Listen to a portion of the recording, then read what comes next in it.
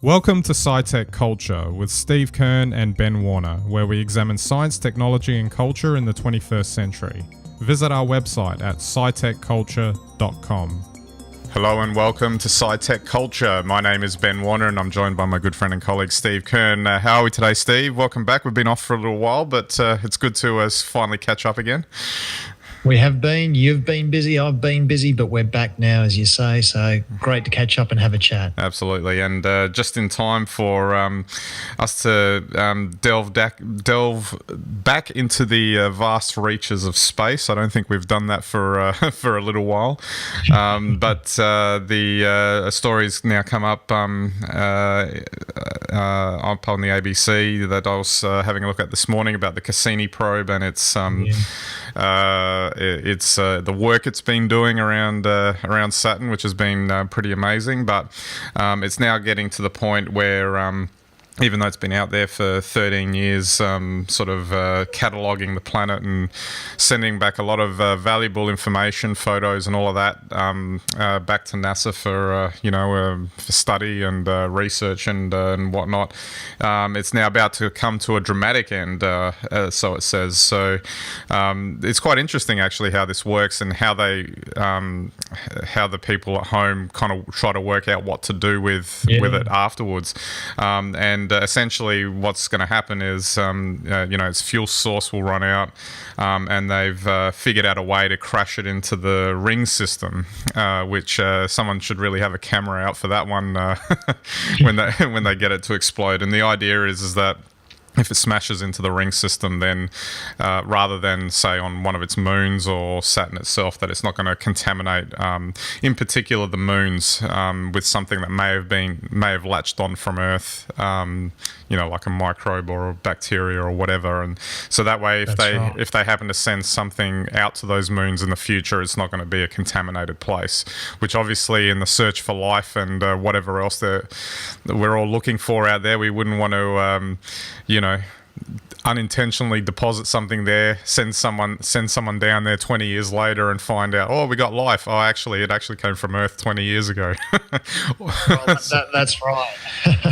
Yeah. And I mean, that's one of the reasons that they've decided to do this is that as part of Cassini's mission, some of the data it's returned, particularly from moons like Titan, which people believe could resemble an early Earth, or even Enceladus, there's a good chance that there could be life on those planets. So what we're really looking at is that if the probe was to crash into those planets and you've got all the precursors for life, or maybe even life, we don't know what our little bugs that there will be on Cassini would do there. Yeah, absolutely. So that's why, and I think what they're going to do is they'll actually fly Cassini into Saturn's atmosphere, so straight through the rings or just over the rings to get a great shot of that, and then directly into the atmosphere. One where they'll, in the last minutes of Cassini, they'll actually sense what the atmosphere is made up on Saturn before it just blows to pieces. Well, that's it's great that they can sort of get usability right up until the last second there, in terms of getting valuable information.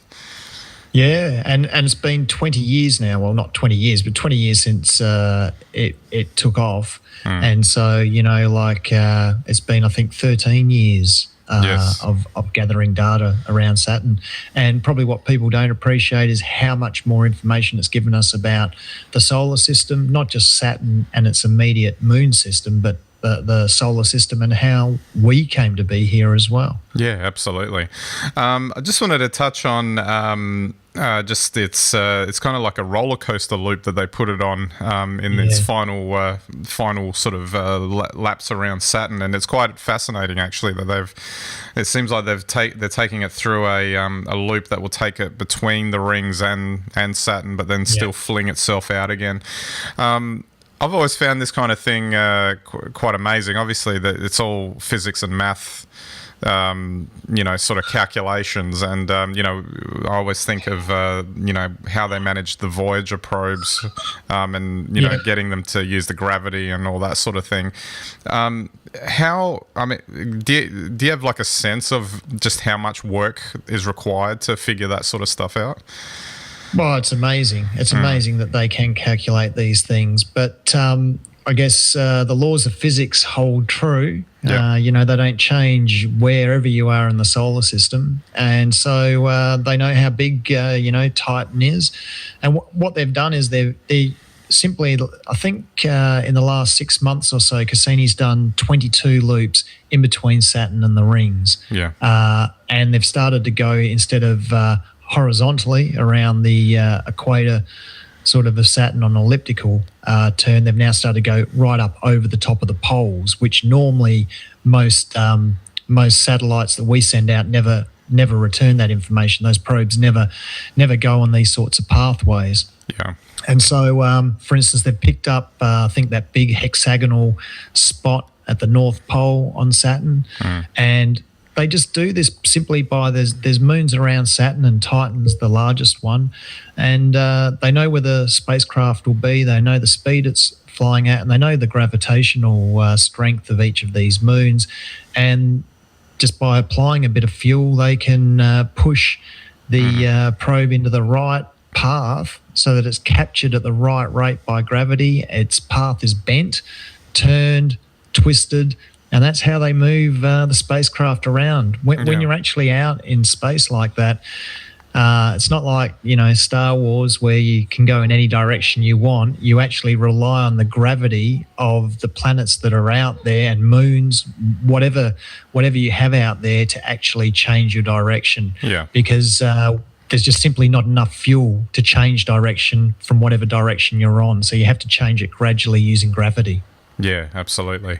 I just wanted to finally touch on too the just how I guess the exponential increase in how much we're finding out so quickly in such a short space of time, and the fact that we're going from these probes to what we see through telescopes, just in terms of the space and the universe around us, and that we're learning that much that quickly. And I guess computing power also helps, and to calculate all of these things. And it just makes me wonder what more we're going to learn, even just in the next 10 years, that will probably, blow our minds, kind of thing, simply because the technology we're using, and I guess the more we learn, the more we're applying to each new mission or study or whatever it is we're doing, just magically increases that option. It's amazing, isn't it? And, you have to remember that Cassini is a mid-1990s design. It was launched in 1997. So, they learned a lot from their past experiences, and today they can probably get it to do things which they'd never originally had envisaged, simply because they didn't have the computing power or the capacity to do it. But there was actually on the ABC a few weeks ago a very interesting 2-part documentary on the Voyager probe, which was a once-in-a-lifetime opportunity to explore the outer planets. And, of course, the Voyagers were launched in the 1970s, and both Voyager 1 and Voyager 2 have just recently left the solar system in the last couple of years, the first man-made objects to leave the solar system.